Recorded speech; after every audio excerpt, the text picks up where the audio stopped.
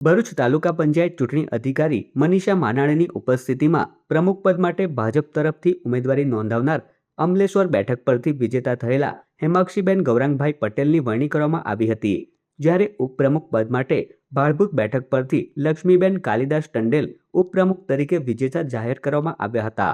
ચૂંટણી પ્રક્રિયા દરમિયાન ભાજપના આગેવાનો અને કાર્યકરોમાં ઉત્સાહનો માહોલ જોવા મળ્યો હતો।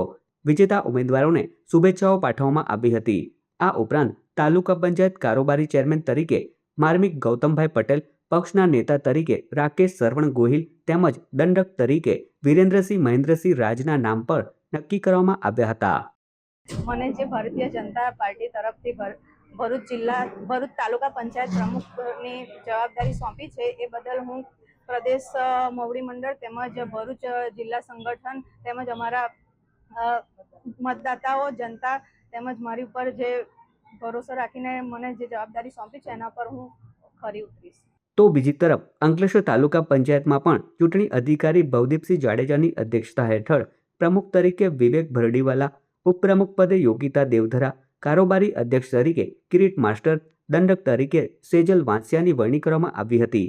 તાલુકા પંચાયતમાં હોદ્દેદારોની વરણીને આવકારવામાં આવી હતી। આ સાથે જ પુષ્પગુચ્છ અર્પણ કરીને સમર્થકોએ અભિનંદન પાઠવ્યા હતા।